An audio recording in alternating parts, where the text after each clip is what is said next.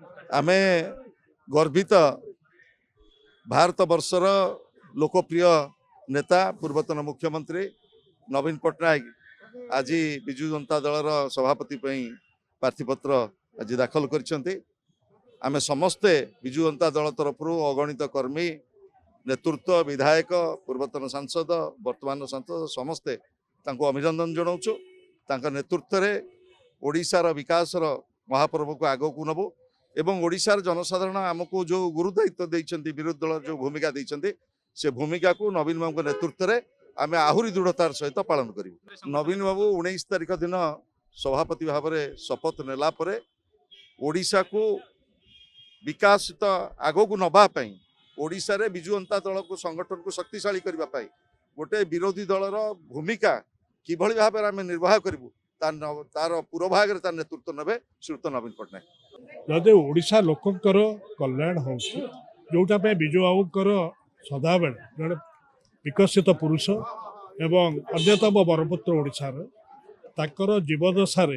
जी कार्य करिसेंति परवर्ती काल में आज कृति आउ स्मृति मलिना पड़ो ना किए कौन उद्यम करें निंदु मैंने किसी कहींपारती किंतु एक स्वतसिद्ध जे ये प्रभात पुरुषंकर तांकर जीवदशार जहाँ करपरिकी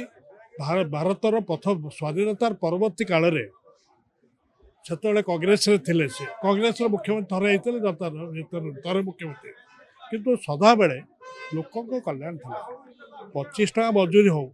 सुबह जोड़िया को पुलिस क्षमता हो एवं जो महिला सशक्तिकरण जो 30 पंचायत ये तो रही ना ये तो कृति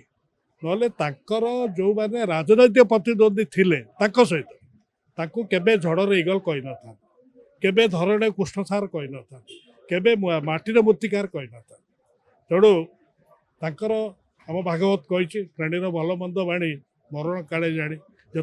देहांत पुरी गला सभा आपण मैंने देखिए मुझे निजे थी देखी अरे नवीन निवास ठारू स्वर्गद्वार से जोड़े लोक कौन कर किए कौन करुँची एमती शुणु प्रत्येक समस्ते अमृत से पुत्रा नुहति माने समस्ते अमृत संतान नुहति भगवान जन्म दे समस्त अमृत संतान कर किंतु किए कौटी कि भाव करूँ धरिकी बस अपेक्षा आम जो मैंने आम जिते बरपुत्र गोपन दास आरंभ कर कुलबुद्ध आरंभ कर जहाँ किसी ओडिशा कर से मन रखी आगे जावाटा हूँ ओडिशा सर्वश्रेष्ठ आमर अवदान विजु नवीन बाबू तो नामांकन भरले नवीन बाबू ही परवर्ती सभापति हे आशा रही एवं एथर पॉलिटिक्स कौन रहा